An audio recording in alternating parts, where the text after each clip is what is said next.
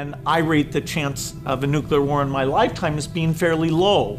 I rate the chance of a widespread epidemic far worse than Ebola in my lifetime is well over 50%. If we look at the 20th century and we look at the death chart of the 20th century, I think everybody would say, oh yeah, there must be a spike for World War I. You know, sure enough, there it is, like 25 million. And there must be a big spike for World War II, and there it is, it's like 65 million. But then you'll see this other spike that is as large as World War II right after World War I. And most people, a lot of people would say, well, what? What was that? There's two kinds of flus. There's flus that spread between humans very effectively, and there's flus that kill lots of people. And those two properties have only been combined into a widespread flu once in history. Well, that is Spanish flu. We have no idea where it came from. It's called the Spanish flu because the Spanish press was the freest. They were the first to talk openly about it. And so in the annals of epidemic history, that's the big event. Kills over 10 million people in the next few decades. It's most likely to be a highly infectious virus rather than a war. Not missiles, but microbes.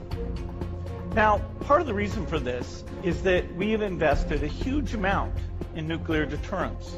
But we've actually invested very little in a system to stop an epidemic. We're not ready for the next epidemic.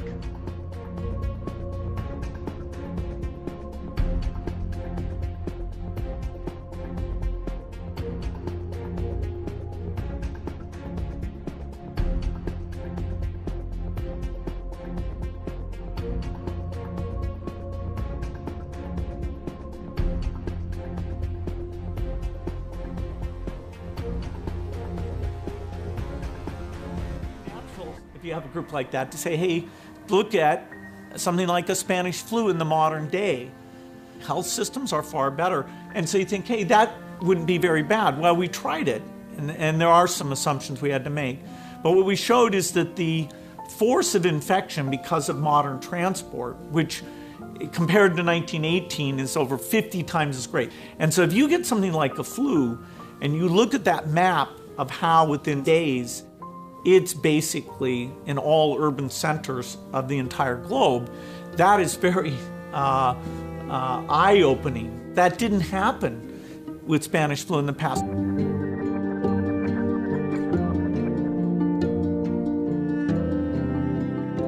The opportunity to do more than just let it run its course is really only in the last decade.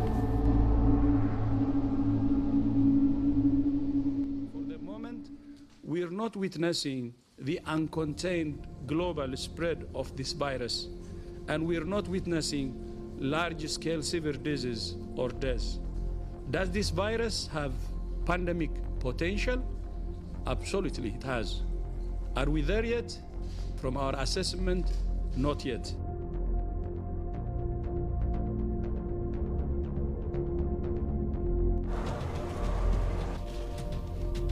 疫情存在着进一步扩大的风险。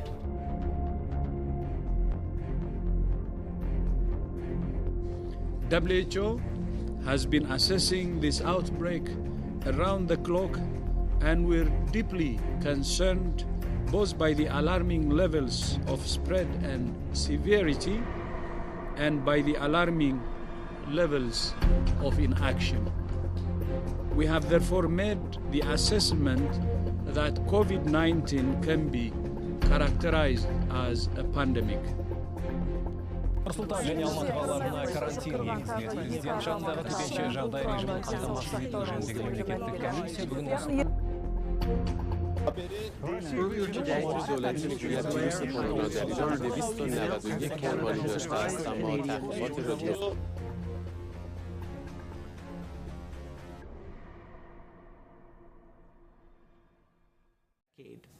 Basically, when you talk about drugs, you can talk about small molecules or talk about these complex biological protein-like things, of which there's a subclass called antibodies.